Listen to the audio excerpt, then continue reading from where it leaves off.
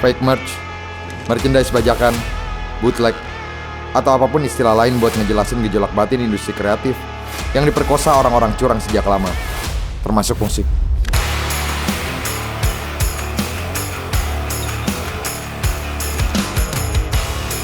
Diskursus ini sudah berlangsung panjang banget. Gua hari ini kembali ke sana dengan sebuah kesadaran. Rasa-rasanya, diskursus panjang ini selalu berputar di ranah yang sama. Ekonomis dan moral, tentu saja keduanya penting. Hanya saja mungkin agak prematur dan objektif. Jangan-jangan omong kosong mendiskusikan daya beli dan rasa hormat ketika keyakinan kita belum sama. Bahwa transaksi merchandise palsu adalah hal yang ilegal. Ketimbang banyak istilah lain, gue akan pilih kata itu, merchandise palsu, demi sikap kolektif yang lebih sadar di waktu yang ke depan. Hari ini kita udah ada di bilangan Pamulang dan kita akan ketemu dengan Mas Firman Zainuddin. Dia adalah seorang drummer dari Teenage Deathstar, di mana dia juga concern dengan hal yang akan kita bahas hari ini. So, kita langsung aja ketemu dengan Mas Firman. Mas Firman. Yes. Kita hari ini lagi ngomongin tentang sebuah topik yang cukup hangat nih sekarang nih. Tapi tentang fake merch. Oke. Dan gue lihat banyak banget artikel-artikel di mana Mas Firman tuh berkomentar. Kayaknya cukup punya banyak keresahan tuh. Kira-kira keresahannya apa aja sih, Mas? Kalau gue pribadi dari sisi band gitu mendapatkan sisi positifnya, gue dapat promo gratis gitu. Tapi makin kesini para penjual itu kan makin masif ya penjualannya, yaitu yang di marketplace, yang mungkin awalnya kayak di pasar malam ada dan lain-lain. Bahkan gue lihat juga di beberapa yang toko hijau ataupun orange penjualannya bisa ratusan bahkan. Bener. Atau mungkin ribuan gitu gue lihat.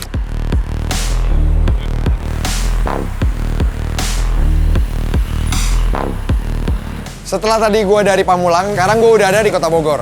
Menariknya, di sini ada sebuah lapak yang mengkhususkan dirinya untuk menjual merchandise dari beberapa band.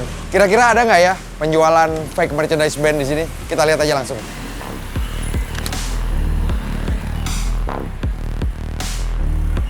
Gue mau nanya-nanya dikit nggak apa-apa ya Bang Jonger ya? Boleh. Lo buka usaha baju band gini, merchandise band dari kapan Bang? 2007. 17 tahun nih? Iya, tapi alhamdulillah tuh pasar lagi tuh bagus. Oh. Kalau sekarang down, pasar untuk orinya down. Oh. Dan lebih banyak ke botlek-botlek band luar ya. Terus udah gitu, aplikasi masuk, ya udah pasar jadi sepi. Oh, jadi akhirnya kehajarnya justru sama marketplace. Ada yang botlekan juga, gua nggak bohong. Oh ya, ada? Pertama awal gua botlekan, karena gua nggak tahu ya, botlekan lokal tuh banyak yang ngarang gambarnya. Artwork orang lain dibajak sama dia, diganti nama band gitu. Ini gue mau nanya masa lalu dulu deh, ya kan? Kalau sekarang kan udah insaf. Zaman dulu waktu jualan bootleg lokal gitu misalkan pernah ada masalah nggak tuh sama hukum tuh? Kalau dulu kan masih belum ada yang pakai hak cipta. Oh belum ada ya, pengetahuannya belum banyak ya? Baru berapa band. Nah, kalau sekarang kan udah hak cipta semua. Jadi zaman dulu sebenarnya nggak ada masalah ya? Nggak ada masalah, tergantung band, paling juga bulian. Jadi kalau zaman dulu tuh lebih masalah moral ya, dibully orang. Iya itu hitungannya. Emang kalau jual bootleg yang luar negeri nggak ada masalah moralnya? Nah tergantung kita, orang nilainya. Untuk umumnya orang nggak ngelihat label kok. Nggak ngeliat ya? Bandnya yang dilihat kualitas sama di luar. Nah ini jual harganya berapa? 125. 125.000 lagi. Dan Indonesia udah canggih kok. Udah canggih ya? Udah canggih Indonesia. Dan- Apalagi yang nyablon-nyablonnya. Nah kalau ini ngambilnya dari mana Bang? Gambarnya biasa, internet kan banyak. Oh jadi ini produksi sendiri juga? Ada yang produksi sendiri, ada yang ngambil juga gitu. Waduh. Pernah gue nyetak Iron Maiden, album Senjutsu. Gue nyetak Senjutsu sampai gue dikomplain, di Inggris aja belum keluar, di Bogor udah keluar. Diomelin dong. Ya kalau ketahuan bulenya kan. Ya Tapi kalau kalau- lokal mah nggak mungkin lah. Lebih respect lah ya. Lebih respect. Ya kayak gue kan pedagang kan tergantung cepetnya aja, ya kan. Kita ngejar realita, kebutuhan sehari-hari, ya kan. Kalau kita idealis, nggak makan dong. Iya, iya, ya kan? iya, iya, iya. Gitu.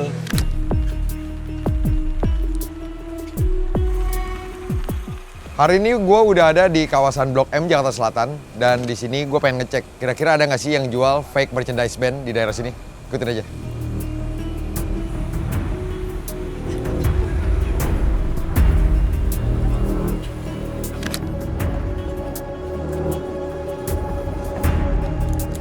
Bang, kalau burger kill gini cuma ini doang?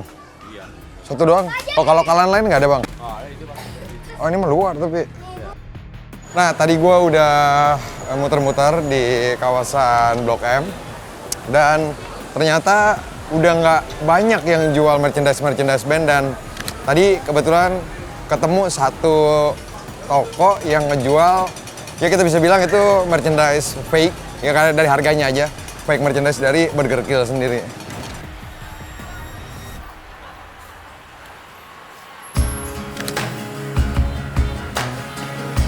Satu hal yang juga gue sadari ketika digging di marketplace adalah ada beberapa band yang merch palsunya banyak banget dijual. 3 diantaranya adalah The Adams, Morfem, dan Teenage Death Star. Pola distribusi merchandise palsu sekarang udah nyampe di marketplace loh, Mbak. Udah cukup meresahkan. Banget. Gimana nih? Mungkin Mbak Ciara sendiri punya banyak unek-unek, keresahan gitu gimana, Mbak? Gua kaget sih. Di marketplace-nya sendiri tuh belum ada langkah konkret yang apa sih bahasanya user friendly, yang mudah untuk yang kita mudah. akses gitu ya. Ketika kita memang mau mereport bahwa produk ini adalah palsu gitu. Yang bisa kita lakukan yang pertama kalau lo punya band misalnya gitu ya, terus lo menjual produk lo, mungkin lo harus hak cipta ya, haki. Oke, Itu betul. satu langkah yang bisa kita lakukan sebenarnya. Iya. Cuman itu pun tidak bisa menjamin itu bisa lo langsung di drop sih. Betul. Toko-toko Karena yang proses jauh haki ini. sendiri kan kita tahu nggak bisa Panjang cepat. banget, yoi. Merchandise Morfem yang terakhir, Ya. teleportasi waktu itu, Yap. kita belum rilis merchandise tersebut. Oke. Tiba-tiba nongol di marketplace, Udah ada yang jual nih. udah ada yang jual Sebelum kan. rilis. Sialan banget kan. Ini kayak nggak bisa begini nih gue bilang gitu kan. Ya udah kita ambil learningnya aja. Learningnya apa? Satu yang kita pelajarin adalah kalau lo punya single atau lo mau rilis sebuah artwork di merchandise lo jangan mengeluarkan artwork tersebut di social media lo. Salahnya kita waktu itu mungkin itu ya. Karena logo doang ya, jadi dengan mudah mereka mungkin bisa ngambil gitu ya. Enggak, itu artwork dari seniman di Semarang bagus banget Aduh. gitu kan. Yoi, punyanya Bobo gitu. Nah, pernah nggak coba untuk langsung kontak ke seller? Dia respon. Oh, respon juga? Yang jual pun respon? Doi respon dengan elegan, bahasa santun gitu ya. Sebenarnya gue tahu itu bakalan useless gitu. Dan poinnya adalah, ya sudah sih mbak, ini kan juga berdasarkan demand orang. Dan bandnya juga nggak keberatan. Rese nggak lo ngomong gitu? Bandnya nggak juga nggak keberatan. Band yang mana gue bilang, gue kesel banget kan. Nah, kalau melihat dari sudut pandang tersebut, fake merchandise ini, menurut Profesor sendiri, aspek legalitasnya itu seperti apa sih, Prof? Aspek legalnya ya bisa macam-macam. Kalau dari sudut pandang HKI, bisa dilihat dari desain gambarnya misalnya. Bisa dilihat dari mereknya kalau ada. Ya, tag biasanya itu ya. Bisa dilihat dari desain produknya secara keseluruhan, kaosnya gitu. Yang jadi persoalkan itu apa gitu. Sebab kata fake atau palsu itu juga tidak bisa sembarangan dipakai gitu. Misalnya contoh saja, saya punya band, lalu saya bikin merchandise, saya nyuruh Anda bikinin kaos, saya cuma pesan 100. Kamu kasih ke saya 100, tapi kamu masih nyimpen 50 gitu, lalu Anda pasarkan sendiri. Pertanyaannya apakah yang barang yang Anda pasarkan itu palsu? Tidak. Kan enggak, sama. Cuman Sama. artinya itu adalah Anda melakukan sesuatu yang tidak benar. Karena apa? Anda memperdagangkan barang yang harusnya saya yang memperdagangkan. Gitu.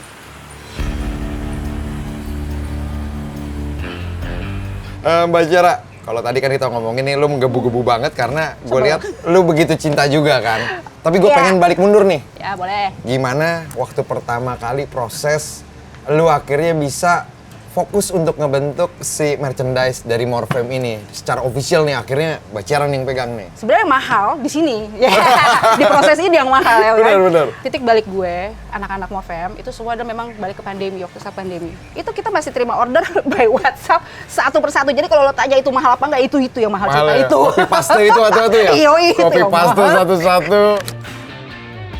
Kita tahu bahwa Mbak Ciara udah benar-benar mengutilize si merchandise ini tuh jadi bagian dari IP-nya Morfem. Yes. Tapi seberapa penting dan seberapa kuat ini bisa menunjang dari band Morfem sendiri? Setiap kita membuat sebuah lagu, visualisasi dari sebuah artwork yang mau kita tampilkan nanti di single, itu udah kebayang tuh. Oke. Nah, merchandise ini sebenarnya bahasa visual Oke. dari lagu Ya. Morfem. Ya sepenting itu untuk sebuah keberlangsungan merchandise kita. Jadi kalau emang sampai ada yang menyalahgunakan hal tersebut, ya tentunya kita tidak setuju dan tidak suka dan marah gitu.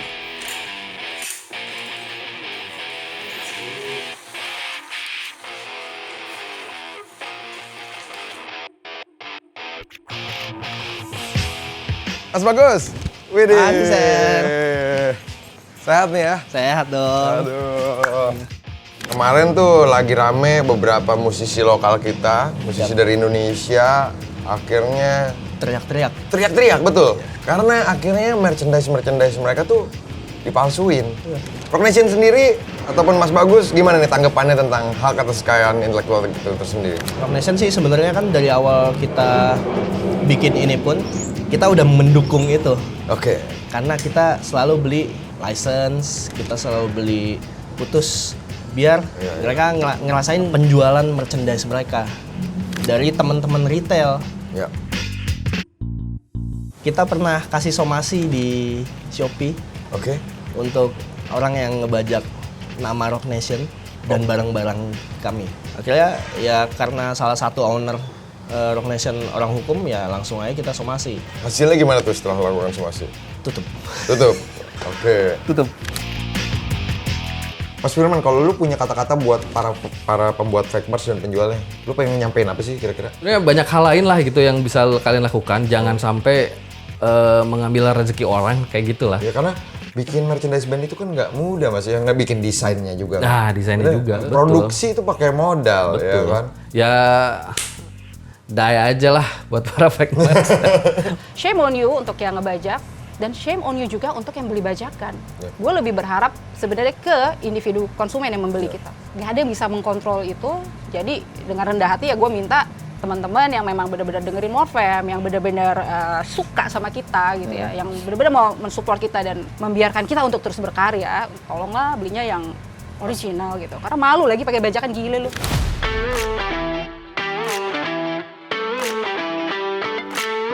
Nah, tapi kalau kita balik lagi nih, kita ngomongin tentang brand-brand lokal. Yap. Band lokal apa yang paling laku nih kalau di Rock Nation sendiri? Best selling item kita tetap nomor 1 Morfem. Morfem ya? Nomor 2 Seringai. Morfem, Seringai, Nomor 3 Avat. Avat. Kita pernah jual Avat 15 menit, 5 artikel habis. Itu satu artikel berapa piece itu? Mungkin 2 lusin, 3 lusin. 15 menit dong tuh? 15 menit. Avat segitu gilanya ya? Saat itu ya. Sepanjang yang gue tahu ya, kebaginya tuh sekarang udah ada 3 nih. Official, bootleg, dan official bootleg. Official gimana? Official ya bandnya sendiri yang ngeluarin biasanya. Oke. Dan tag-nya biasa tag dari bandnya. Lalu ada bootleg. Kalau bootleg ya kita tahu tinggal lihat tag-nya aja lah. Gitu. Lalu ada apa satu lagi tadi? Official bootleg. Oh, official bootleg nih malah. Official bootleg tuh biasanya fanbase yang bikin. Oke, menarik ya. Jadi ternyata banyak macam ya? Iya. Di sini ada nggak sih beda-bedanya? Gue pengen lihat Mas. Ada dong. Ayo, Ada. mau lihat? Lihat yuk. Yuk, boleh. Nah, kalau lokal di sini nih, Mas. Kalau ini lokal nih. Ini lokal nih kita di sini. Nah, yang gue mau kasih tahu ke lu nih. Kalau official, ya kayak tadi gue bilang nih. Ini di sini.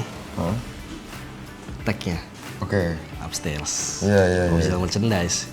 Ini udah pasti official. Official. Tapi ketika itu fake, nggak bakal ada kayak gini. Mungkin tag-nya bisa, Cuma size doang paling. ya bisa jadi. Biasa gitu kan ya? Size doang, kadang-kadang size-nya nggak ada. Waduh. Karena waktu itu kita dapetnya kayak gitu.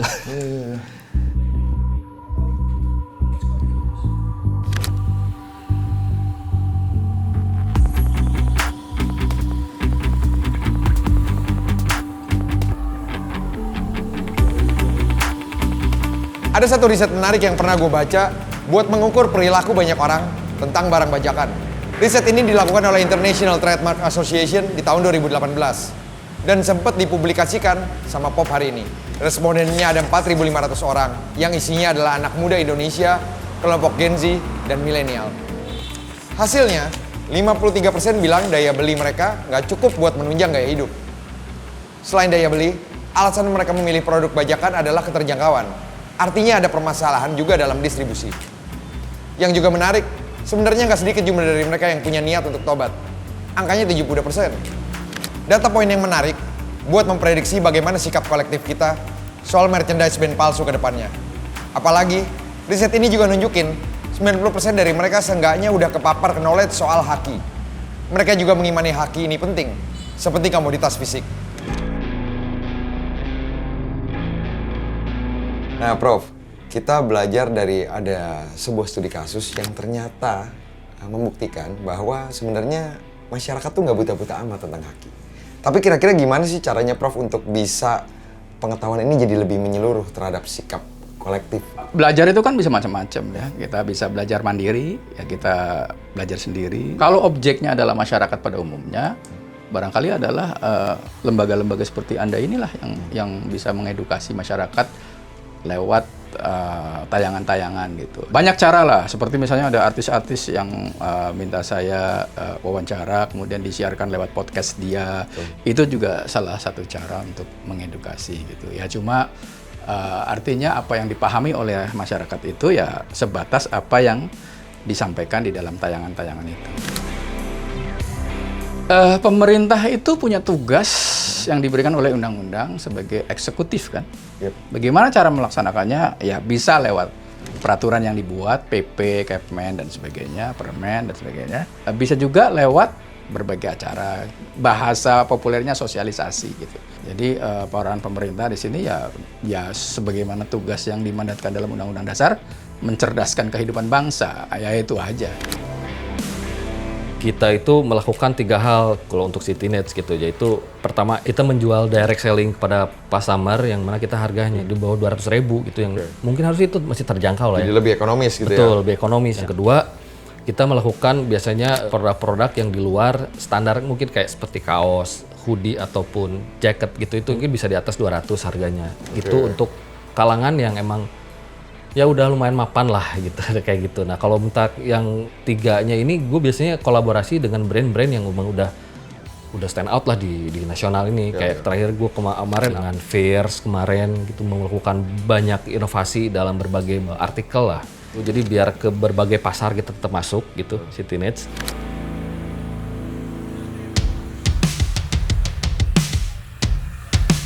Kalau pedagang sih pengennya nyari untung gede sih. Pengen nyari gede-gede ya? Jadi kalau lu biar lebih semangat jualan band-band lokal, lu maunya apa nih dari Gua para band? harapannya ya buat kayak pembuat ya, pembikinnya. Dari band nih ya? Nah, kita dari bilang. bandnya atau dari distributornya, kasihlah keuntungan yang lebih gede. Oh gitu? Seumpama 30%, 35%. Biar lu semangat ya Bang? Nah, semangat. Jadi akhirnya ntar semangat nih kalau bisa nih kita semuanya nih band lokal ya? Nah, syukur-syukur. Syukur-syukur ya kan, Nah, kalau itu. rame mah Iya. semua juga mau.